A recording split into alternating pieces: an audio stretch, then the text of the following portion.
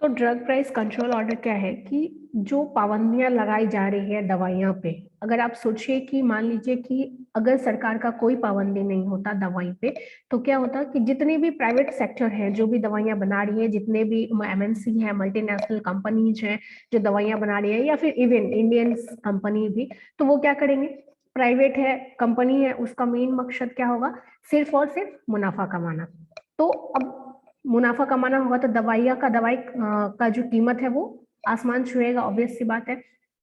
तो इस कंडीशंस में क्या होगा कि जो जरूरी दवाइयां भी हैं हमारे लिए, मान लीजिए पैरासीटामोल है, इवन जो भी हल्का सा भी कफ सिरप हो गया जो हमें हमेशा चाहिए होता है, तो उस कंडीशंस में क्या होता है कि एक पैरासीटा का दाम हमको 500 1000 इस टाइप से पे करना पड़ता है वन स्ट्रिप का। लेकिन ऐसा नहीं है, हमको काफी कम कीमत पे वो दवाइयां अवेलेबल है। तो अब ये जो अवेलेबल है, क्यों अवेलेबल है, और ऐसा नहीं है कि एक का प्राइसेस अगर 35 रुपया है कोई पैरासीटामोल का तो दूसरे का 1000 है, ऐसा भी नहीं है, उसी रेंज में है 45 50 इसी रेंज में होगा। ऐसा नहीं है कि ये बहुत ज्यादा का डिफरेंस होगा, ब्रांड नेम है तो थोड़ा डिफरेंस होगा, लेकिन बहुत ज्यादा का डिफरेंस नहीं होगा। तो ये किस लिए है, सभी का दवाइयां का का जो दाम है, एमआरपी है, वो एक जैसा दिखता है, लगभग अमाउंट में सेम दिखता है। वो क्यों है, तो वो सिर्फ इसी एक्ट के तहत है, डीपीसीओ। और यहाँ पे जो 2013 लिखा हुआ है, इसमें क्या है कि ये ड्रग प्राइस कंट्रोल ऑर्डर क्या है कि फर्स्ट टाइम 1966 में आया था। उसके बाद इसमें बहुत सारे अमेंडमेंट्स होते रहे, ऐसा नहीं है कि और ये भी बात नहीं है कि सभी दवाइयों पे गवर्नमेंट फिक्स करेगी, ये भी बात जरूरी नहीं है। कुछ जो एसेंशियल टाइप के दवाइयां हैं उन पे और जो फॉर्मुलेशंस हैं उन पे ना है, और उसका एक लिस्ट बना हुआ है किस पे है। तो अभी आप लोग को सिलेबस में क्या है कि डीपीसीओ लेटेस्ट पढ़ना है। तो लेटेस्ट में भी 2013 है और 2019 है। तो 2019 जो 13 वाला है वो ही मेन है, क्योंकि 19 में बहुत ज्यादा डिफरेंस नहीं है 13 से, तो 13 में मोस्टली पढ़ेंगे और थोड़ा बहुत 2019 वाला भी अमेंडमेंट पढ़ेंगे। तो इसीलिए डीपीसीओ 2013 है। तो डीपीसीओ क्या है कि एक ऑर्डर दिया गया गवर्नमेंट को एसेंशियल कमोडिटीज एक्ट के तहत।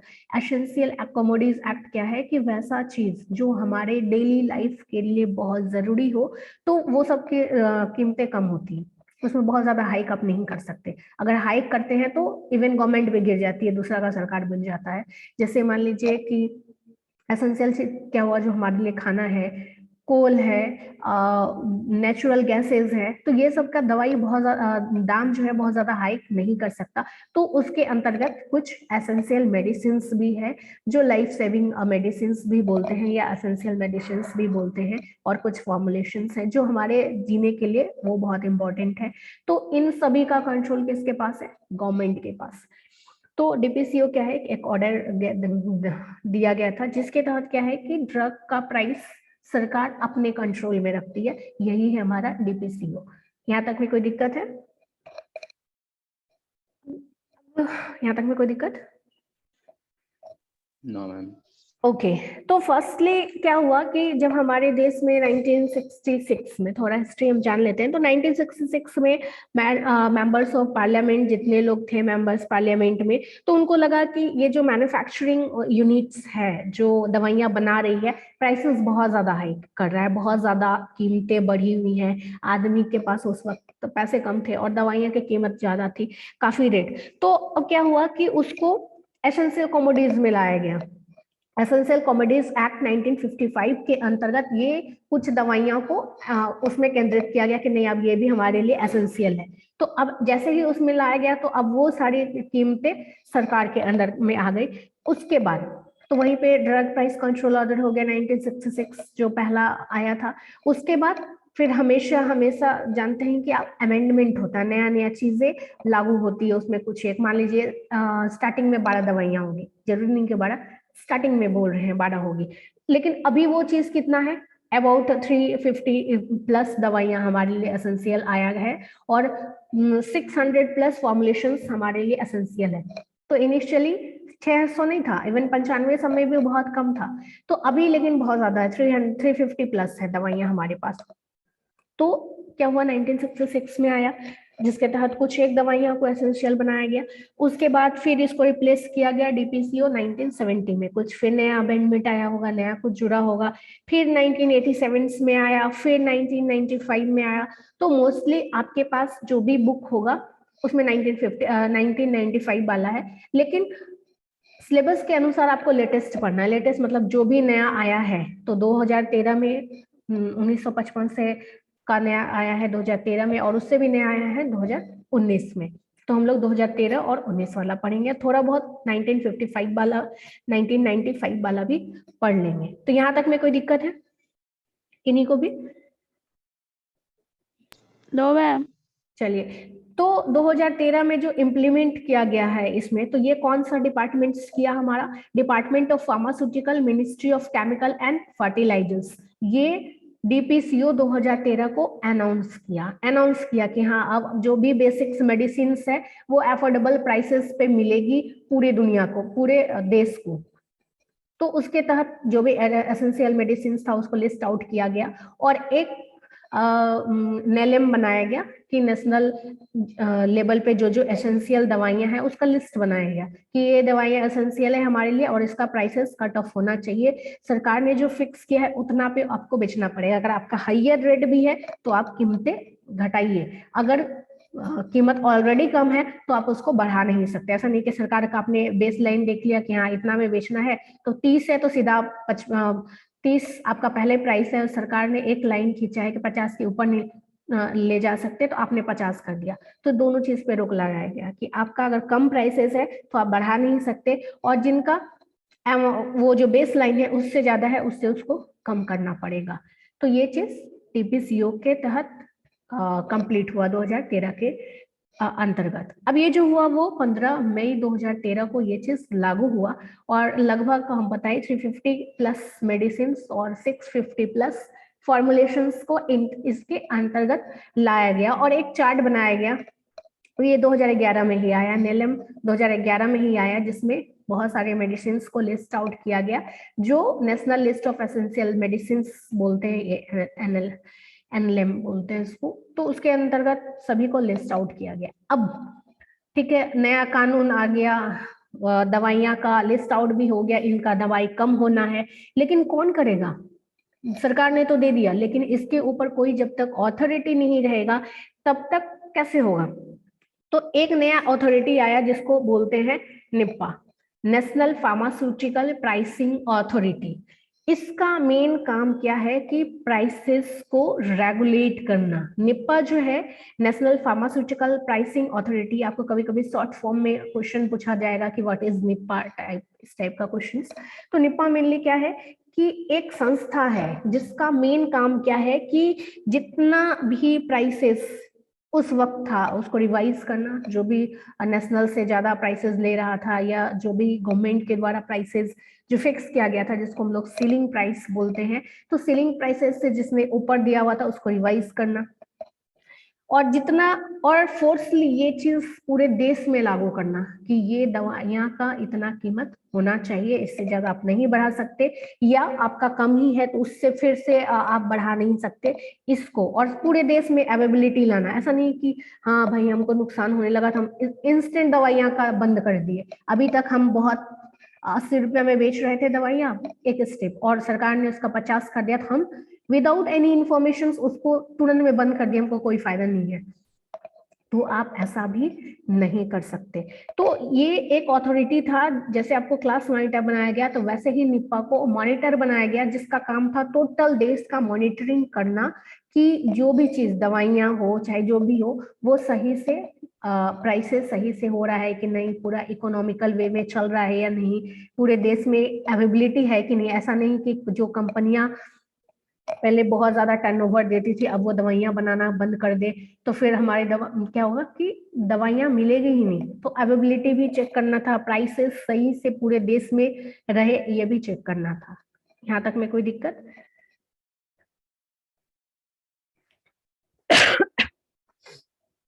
कोई दिक्कत, क्वेश्चंस कोई यहाँ तक में? No ma'am. ओके, तो अब उसके अंतर्गत अब जो है वो शेड्यूल फॉर्मेशंस और नॉन शेड्यूल फॉर्मेशंस भी है। तो फर्स्ट स्केड्यूल है तो दो तरह का स्केड्यूल्स है इस एक चैप्टर्स में, दो, एक और दो।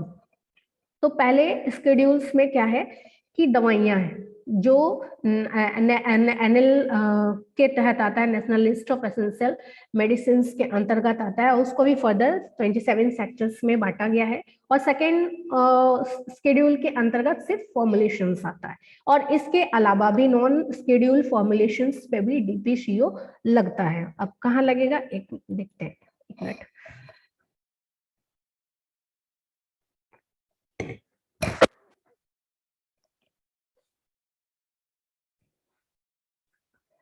अब यहाँ पे क्या हुआ कि डीपीसीओ की जरूरत क्यों पड़ी, तो थोड़ा इनिशियल्स में बता दिए थे क्यों पड़ी। तो फर्स्टली क्या था कि जो फार्मा कंपनी था तो उसको ऑब्वियस सी बात है कि मैक्सिमम बेनिफिट्स चाहिए उसको। कोई भी कंपनी है वो बहुत ज्यादा बेनिफिट्स कमाना चाहेगी, बहुत ज्यादा मुनाफा कमाना चाहेगी। तो अब यहाँ पे क्या हुआ, जो डेली यूजर्स हैं जिनको डेली चाहिए वो दवाई, तो उनके लिए दिक्कत हो गया। मान लीजिए किन्हीं को नींद नहीं आती है, नींद वाली दवाइयां उनको डेली चाहिए, उनके लिए वो एसेंशियल है। या फिर कोई ना कोई को पैरासीटामोल जरूर चाहिए, आपको नहीं, लेकिन एज अ कोई एक पर्टिकुलर आदमी कभी ना कभी तो आप बीमार पड़ते हैं। तो डेली यूजर्स जो है, या फिर किन्हीं को कोई बीमारी है तो उसको ट्रीट करने के लिए वो डेली चाहिए उसको। तो इस कंडीशंस, लेकिन अब प्राइसेस हाइक है तो लोग कैसे लेंगे, बीपी की दवाइयां हैं उनको डेली चाहिए, लेकिन अब बहुत ज्यादा दवाई पे कीमतें बहुत ज्यादा है, तो क्या करेंगे लोग, नहीं लेना कोशिश करेंगे, या एक दिन के बाद एक दिन लेंगे, इस टाइप का लेंगे, तो उनका हेल्थ हैजार्ड्स हो रहा था। दूसरा क्या है कि अब आदमी को बढ़ते हुए प्राइसेस से, और कोई प्राइसेस नहीं है तो एक महीने बाद फिर बढ़ गया, फिर बढ़ गया, फिर बढ़ गया, हर एक महीने दवाइयों की कीमतें बढ़ रही थी। तो एक कॉमन आदमी के लिए ये खर्चा उठाना बहुत मुश्किल था।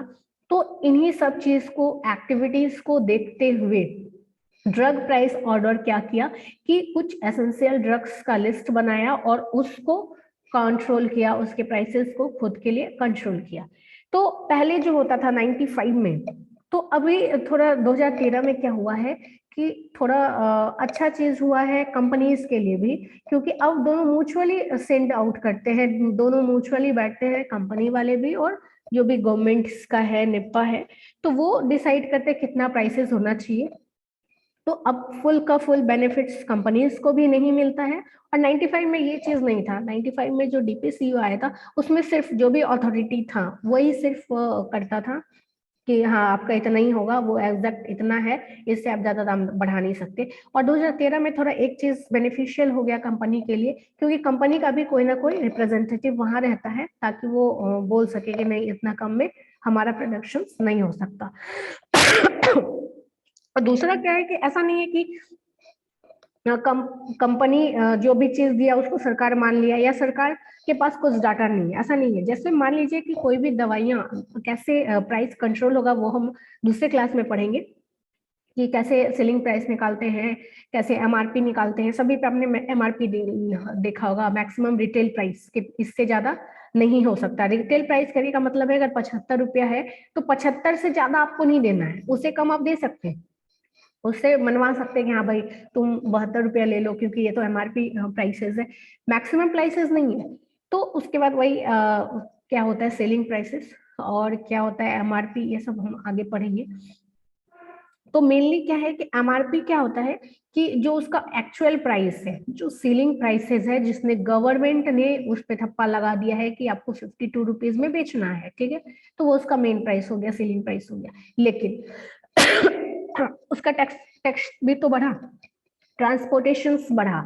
मान लीजिए कि उसको कहीं गुजरात सब में हो रहा है ये बहुत ज्यादा, वहां गुजरात में बहुत ज्यादा मेडिसिनल कंपनी है, बहुत ज्यादा मेडिसिन का कंपनी है, बहुत ज्यादा फार्मा कंपनी है, तो अब वहां पे बिहार लाने में ट्रांसपोर्टेशन बढ़ा, ट्रांसपोर्टेशन का खर्चा बढ़ा होगा उसका। उसके जस्ट बगल में जो है, जो भी अगल बगल वाले प्रदेश हैं, तो वहां उनको ट्रांसपोर्टेशन कम लगा होगा। तो जितना ट्रांसपोर्टेशन बढ़ते गया वो हो गया, प्लस ड्यूटी हो गया, कुछ टैक्सेस हो गया, तो सब जोड़ के एमआरपी बनता है, जो हम लेटर ऑन पढ़ेंगे। तो अभी हम पहले यही जानते हैं कि डीपीसीओ क्या है, उसका इंट्रोडक्शन, निप्पा क्या है, एनएलएम क्या है, दूसरा ड्रग प्राइस कंट्रोल ऑर्डर क्यों आया, उसकी जरूरत क्यों पड़ी। तो यहाँ तक हम जान लिए कि क्यों पड़ा। अब हमको चाहिए कि ऑब्जेक्टिव्स क्या है, उद्देश्य क्या आया डीपीसीओ का। तो इन दोनों चीज को ही ठीक करने के लिए इसका उद्देश्य आया था कि अब इन दोनों को कैसे ठीक करेंगे। बहुत ज्यादा बेनिफिशियल बढ़ाते जा रहा है कंपनी, तो उस पर कोई ना कोई रोक लगाने वाला होना चाहिए। तो सरकार ने क्या किया कि एसेंशियल लाइफ सेविंग या फिर जो प्रोफाइलेक्टिक नेचर का है, एक दो तरह का दवाइयां होती है, थेराप्यूटिक और प्रोफाइलेक्टिक। तो थेराप्यूटिक जो ट्रीट करती हैं, दवाइयां ट्रीट दोनों ही करती हैं, लेकिन कोई एक बीमारी के लिए थेराप्यूटिक दवाइयां दी जाती है। मान लीजिए अगर हमको कोई एक बीमारी है, फॉर एग्जाम्पल टीबी, तो टीबी के लिए जो दवाइयां प्रिस्क्राइब्ड है, जो भी प्रिस्क्राइब्ड दवाई है वो अगर हम लेते हैं तो दैट इज थेराप्यूटिक मेडिसिन। और प्रोफाइलेक्टिक उससे बचाव के लिए, मान लीजिए मैंने वैक्सीन ले लिया, अभी हमको कोविड नहीं है लेकिन हमने उससे बचने के लिए कोविडशील्ड या कोवैक्सीन वटेवर हमने लिया, तो दैट इज प्रोफाइलेक्टिक मेडिसिन। ठीक है, जो हमको ट्रीट करता है, बचाता है। अभी हमको कोई बीमारी नहीं है लेकिन उससे हमको बचा रहा है, तो वो है प्रोफाइलेक्टिक मेडिसिन। तो रिजनेबल प्राइस पे सभी लोगों को मिले, पहला ऑब्जेक्टिव था ये, सभी लोगों को रिजनेबल प्राइस पे मिले, आदमी पे वो भार ना पड़ जाए, एसेंशियल या लाइफ सेविंग ड्रग्स। दूसरा, रैशनल यूज ऑफ ड्रग्स होना चाहिए हमारे देश में। अब रैशनल यूज कहने का मतलब है कि राइट दवाइयां राइट पर्सन्स को मिलना चाहिए, राइट डोज में, राइट रूट से, राइट पर्सन के द्वारा, और वो इकोनॉमिकल होना चाहिए। ऐसा नहीं कि दवाइयां बहुत महंगा होना चाहिए। टीवी की दवाइयां हैं बहुत ज्यादा महंगा महंगा मिल रही है, तो जो टीवी मरीज है कहाँ से खरीद पाएंगे, गरीब लोग हैं कहाँ से खरीद पाएंगे। तो रैशनल यूज ऑफ मेडिसिन को प्रमोट करने के लिए, और ऐसा भी नहीं है कि कंपनी पे भार पड़ गया कि भाई तुमको कम में अपना मुनाफा नहीं देखना, तुमको यहाँ गवर्नमेंट को देखना, ऐसा नहीं है। वो भी कॉस्ट इफेक्टिव रहे कि आप पे भी ना ज्यादा पड़े और कंपनी का भी नुकसान ना हो। इन चीज को देखते हुए इकोनॉमिकल वे में डीपीसीओ लाया जाता है। यहाँ तक में कोई दिक्कत किन्हीं को भी? एक और ऑब्जेक्टिव है डीपीसीओ का कि ऐसा नहीं है कि प्राइसेस को कट ऑफ कर दिया गया है तो आप क्वालिटी को डिग्रेड कर देंगे। ऐसा नहीं है कि हाँ पहले बहुत ज्यादा प्राइसेस था उसको कट ऑफ कर दिया तो आप कुछ भी दे दीजिए, ऐसा नहीं है। पैरासीटामोल 500 mg है तो आपको उतना ही देना पड़ेगा, क्योंकि फिर उसका चेक होता है, क्वालिटी कंट्रोल में जाएगा। सभी कंपनी का खुद का क्वालिटी कंट्रोल रहता है, तो वो चीज नहीं होना चाहिए। कि इंश्योर ये भी चीज करती है कि क्वालिटी डिग्रेड ना हो ड्रग्स का, क्योंकि क्वालिटी जैसे ही डिग्रेड हो जाएगा या कम हो जाएगा तो वहां पे फिर से हेल्थ हैजर्ड्स हो जाएगा। ठीक है, तो उसके बाद फिर हमारा कुछ डेफिनेशंस है जो आपको एज इट इज याद करना पड़ेगा कि एक्टिव फार्मास्यूटिकल इंग्रेडिएंट्स क्या है, बल्क ड्रग्स क्या है, ब्रांड मतलब क्या होता है। तो कोई भी ट्रेडमार्क जिसने अपने नाम पे पेटेंट करा लिया हो कि हाँ भाई ये मेरा ब्रांड नेम है, और जिनका कोई ब्रांड नेम नहीं है तो वो सारी दवाइयां क्या है, क्या है, जिनके ब्रांड नेम्स नहीं है वो क्या है, जो दवाइयां विदाउट एनी ब्रांड नेम्स बिक रही है उनको हम क्या बोलते हैं? जेनरिक दवाइयां, जेनरिक बोलते हैं ना, जेनरिक वर्जन्स उन्हीं को बोलते हैं। वो जो ब्रांड रहता है उनका थोड़ा दाम बढ़ जाता है, क्योंकि उनके ऐड करने के लिए कोई ना कोई एडवर्टीजमेंट उनको जरूरत पड़ता है, पेटेंट कराए होंगे वहां पैसा लगता है, तो उनका एमआरपी थोड़ा जेनरिक से बढ़ जाता है। सेलिंग प्राइसेस क्या है कि वो मैम जेनरिक का तो ज्यादा एमआरपी होता है ना? जेनरिक का दवा एमआरपी बहुत कम होता है। कैसे कम? लेकिन हम देखिए मतलब मेडिकल में खरीद लेते हैं हम लोग को कम मिलता है, लेकिन उसका एमआरपी ज्यादा होता है एमआर मतलब ब्रांड कंपनी से वाले की ज्यादा अपेक्षा। कभी नहीं होगा ऐसा, हाँ हम तो देखे हैं सर। ऐसा नहीं होगा। जेनरिक दवाइयां कभी भी ब्रांडेड से एमआरपी में ज्यादा नहीं हो सकता। कैसे हो जाएगा ऐसा? एमआरपी में कैसे हो जाएगा ज्यादा? क्योंकि उसका कोई ब्रांड नेम नहीं है। कौन उस पे सेलिंग प्राइसेस जितना सरकार ने किया प्लस कुछ टैक्सेस तो ब्रांड का अभी हम आगे जब पढ़ेंगे कि उन पे उतना ज्यादा खर्चा पड़ा ही नहीं, ब्रांड नेम्स नहीं है, तो उनका एमआरपी ज्यादा कैसे हो जाएगा? मुझे नहीं लगता कि ज्यादा होगा। आप कहाँ देख लिए, कौन सा दवाइयाँ आप देख लिए ज्यादा में, बताइए, अभी हम नेट में चेक कर लेते हैं। कुछ देखे थे, मैं आपको मैसेज कर देंगे, ओके अभी चलिए, ध्यान में नहीं है। ओके ओके ओके, कोई बात नहीं। तो जेनरिक वाली जो भी दवाइयां हैं जनरली कम प्राइसेस में होती है कंपेयर टू ब्रांड वाली। उसके बाद national list of essential medicine आते हैं जो 2011 में पब्लिश हुआ था हेल्थ मिनिस्ट्री के द्वारा, जिसमें कि वैसे सारी दवाइयाँ के लिस्ट हैं, आप ये चेक भी कर सकते हैं एनलेम के अंदर क्या क्या दवाइयाँ हैं। एक पीडीएफ है, आप वहां से डाउनलोड करके देख सकते हैं। उसके अंतर्गत कुछ लिस्ट हैं, कुछ फॉर्मुलेशंस हैं, schedule formulations, non schedule formulations, जो एसेंशियल है हमारे लिए, और ये हमेशा अपडेट होते रहता है, नया नया अपडेट होते रहता है। तो जैसे अभी 2011 में जो आया था तो लगभग 342 या 345 दवाइयां था इसमें, 650 प्लस के फॉर्मुलेशंस थे इसमें।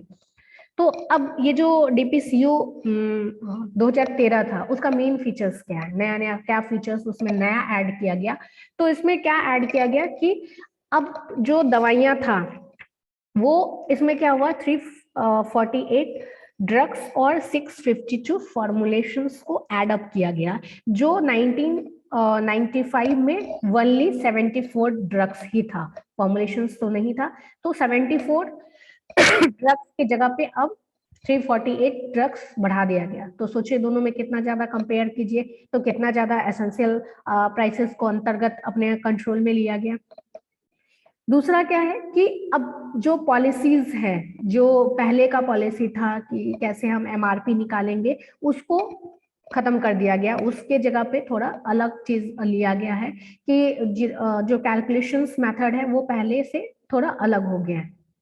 तो कैलकुलेशंस क्या है वो हम लेटर ऑन पढ़ेंगे, अभी इसमें मेन कैलकुलेशंस ही पढ़ना है। देखिए जैसे कैसे कैसे हम कैलकुलेशंस करेंगे, कैसे निकालेंगे कि कितना उसका कैलकुलेशन, कितना पैसा होना चाहिए, कितना सेलिंग प्राइसेस निकलना चाहिए, कितना एमआरपी निकलना चाहिए, वो आप भी निकाल सकते हैं। तो सरकार एक तय किया है फॉर्मूला, उसी हिसाब से कैलकुलेट करके किसी भी कंपनी का एमआरपी निकलता है। तो वो उसमें थोड़ा चेंजिंग किया गया। क्या चेंजिंग किया गया हम वो लेटर ऑन पढ़ेंगे। उसके बाद वो जो मार्जिन्स है, मार्जिन्स किस पे कितना मार्जिन्स होना चाहिए, तो होलसेलर और रिटेलर्स पे फिर अलग अलग मार्जिन हो गया और उसको थोड़ा रिड्यूस किया गया। पहले बहुत ज्यादा मार्जिन था, तो मार्जिन होलसेलर पे 8% कट ऑफ किया गया और रिटेलर्स पे 16% कट ऑफ किया गया। तो रिटेलर्स को कितने प्राइस में बेचना है और कंपनी को होलसेलर पे कितने प्राइस में बेचना है, वो यहाँ पे डिसाइड होता है। 8% हो गया होलसेलर्स का और रिटेलर्स का 16%। अब ये कहाँ पे होगा, तो देखिए यहाँ पे जैसे ये एक फॉर्मूला है 1+m, m मार्जिन ही है। अब ये किसको बेचना है, अगर रिटेलर को बेचना है तो उसके लिए मार्जिन कितना हो जाएगा 16, 1+16 डिवाइड बाय 100। अगर ये हमारा होलसेलर के लिए है तो 8। तो इसी हिसाब से निकालते हैं प्राइसेस। उसके बाद अब यहाँ पे क्या हो गया कि कितना जो भी कंपनी है, जो सीलिंग प्राइसेस दिया गया कंपनी सरकार के द्वारा कि हाँ भाई ये सीलिंग प्राइसेस है, इतना होना चाहिए।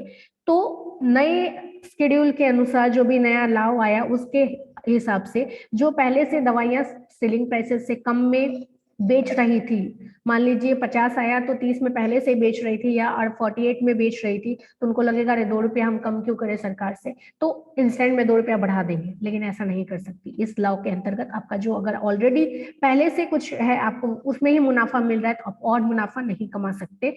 या जिनका सीलिंग प्राइसेस से हायर में था उनको तुरंत में वो चीज रिड्यूस करना है, अपना एमआरपी रिड्यूस करना है, ये चीज आया। उसके बाद कोई भी नया कंपनी, जो भी नया कंपनी इंस्टेंट में स्टार्ट हुआ है उस सभी को डीपीसीओ मानना पड़ेगा। इंस्टेंट में नया फर्म होने वाला प्रोडक्शन या हो चुका है, 1-2 बैच निकल भी चुका है, तो भी जब से डीपीसीओ स्टार्ट हुआ है तब से उसको ये चीज मानना पड़ेगा। उसके बाद जो मान लीजिए 80 रुपया में बेच रहा था, अभी सीलिंग प्राइस 50 हो गया है, तो उसको लगेगा रे हमको तो मुनाफा है ही नहीं, हम इसको खत्म कर देंगे। तो विदाउट परमिशंस गवर्नमेंट्स का उसको बंद नहीं कर सकता अपना प्रोडक्शंस। पहले उसको गवर्नमेंट को दिखाना पड़ेगा हम लॉस में जा रहे हैं, चाहे जो भी, जब तक गवर्नमेंट्स उसको रिकमेंड नहीं करती हाँ बंद कर दीजिए, या उस पर चेक नहीं करती हाँ सच में वाकई इसको घाटा हो रहा है, तभी जाके वो बंद होगा, नहीं तो नहीं बंद होगा। जब उसको इन्फॉर्मेशन एनी हाउ गवर्नमेंट्स को देना पड़ेगा। और तुरंत कोई भी कंपनियां प्राइसेस इंक्रीज नहीं कर सकती। ऐसा नहीं कि एक बैच निकाला 2 रुपया बढ़ा दिया, फिर 2 रुपया बढ़ा दिया, 2 रुपया बढ़ा दिया, ऐसा नहीं कर सकता।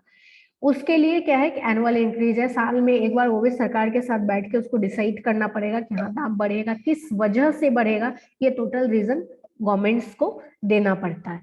यहाँ तक में कोई दिक्कत है किन्हीं को? और ये डीपीसीओ मेन फीचर्स 2013 का है। अगर आप 1995 का बात करें तो इसके अंतर्गत क्या है कि जैसे यहाँ पे एक निप्पा बनाया गया कि नेशनल अथॉरिटी, प्राइसिंग अथॉरिटी है, तो ये क्या करता है कि पूरे देश में कानून दिखता है, लेकिन 95 में ऐसा कोई गवर्नमेंट बॉडीज नहीं था, कोई ऑर्गेनाइजेशंस नहीं था।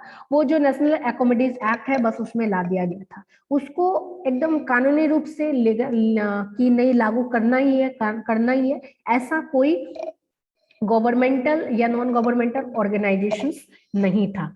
अभी जैसे 348 ड्रग्स और 652 फॉर्मुलेशंस आया है डीपीसीओ 2013 के अंतर्गत, वैसा कोई 1995 में नहीं था। ओनली 74 ड्रग्स ही एसेंशियल के कैटेगरीज में था। उसके बाद अभी यहाँ पे क्या है कि कुछ एवरेज प्राइसेस में क्या है कि कंपनियां बैठ सकती हैं सरकार के साथ, गवर्नमेंट के साथ कि हाँ थोड़ा डिसाइड करने के लिए, लेकिन 1995 में ऐसा कुछ नहीं था। सीलिंग प्राइस ओनली डिपेंडेंट किस पे था? गवर्नमेंट वाले, गवर्नमेंट ऑर्गेनाइजेशंस ने जो बोल दिया कि हाँ इतना प्राइसेस है तो वो कर सकता था। यहाँ पे डिसाइड करने के लिए कोई और नहीं रहता था। यहाँ में भी डीपीसीओ में क्या है कि म्यूचुअल एग्रीमेंट होता है गवर्नमेंट्स के द्वारा और कंपनीज के द्वारा, लेकिन ये पहले नहीं था। तो इसमें क्या है कि कंपनीज को भी थोड़ा बेनिफिट्स मिल जाता है। उसके बाद क्या है कि पहले सीलिंग प्राइसेस कितना होना चाहिए, नॉन सीलिंग प्राइसेस कितना होना चाहिए, वो डिटरमाइन नहीं था कि हाँ भाई गवर्नमेंट ने इतना कर दिया है, उसके बाद टैक्सेस लगा, ये लगा, वो लगा, तो वो पहले आम जनता के पास नहीं आ सकता था। लेकिन अभी आप किसी भी कंपनी का सीलिंग प्राइसेस इजिली निकाल सकते हैं, देख सकते हैं। ये अब नॉर्मल लोगों के लिए भी अवेलेबल हो सकता था। तो ये दोनों में थोड़ा अंतर था। और 2019 में जो आया मेनली, तो 2019 वाला जो भी चीज आया वो मेनली पेटेंट वाले ड्रग्स, जो भी आपने पेटेंट कराया है, मान लीजिए मैंने कोई नया मॉलिक्यूल्स खोजा है, नया ड्रग्स खोजा है, तो उसको हम खुद के नाम पे पेटेंट करा लिए कि भाई नहीं ये मेरा है, तो जब तक पेटेंट ईयर है तो उस पर डीपीसीओ नहीं लगेगा, हम जितना चाहें उससे हम कमा सकते हैं। दूसरा orphan drugs. Orphan drugs that means real drugs, जो बहुत हजारों में या फिर करोड़ों में एक आदमी को हुआ जो बीमारी, तो वैसे दवाइयां वो तो वैसे ही कम हो रहा है मैन्युफैक्चर उसका, क्योंकि वो हजारों करोड़ों में एक आदमी को हो रहा है बीमारी। तो वैसे रेयर ड्रग्स या उसको उसको हम लोग ऑर्फेन डिजीज बोलते हैं, तो वो भी ड्रग प्राइस कंट्रोल से ऑर्डर है, उसमें भी आप जितना चाहें उतना मुनाफा कमा सकते हैं, क्योंकि वो नॉर्मल लोगों के लिए नहीं है, किसी किसी के लिए है, तो वो ऑर्फन कैटेगरीज में है। तो ये सब चीज क्या है कि डीपीसीओ 2019 में बाहर निकाला गया था। तो यहाँ तक ही आज हम पढ़ते हैं, तीनों का मेन फीचर समझा लिए, डीपीसीओ 2013, 2019 और 1995 का। बाकी कैसे प्राइसिंग करते हैं, शेड्यूल फॉर्मुलेशंस का, नॉन शेड्यूल फॉर्मुलेशंस का, सेलिंग प्राइस कैसे डिसाइड होता है, एमआरपी कैसे डिसाइड होता है, वो हम नेक्स्ट क्लास में करेंगे। ठीक है, कोई क्वेश्चन यहाँ तक में? No ma'am. Okay, thank you ma'am. Welcome.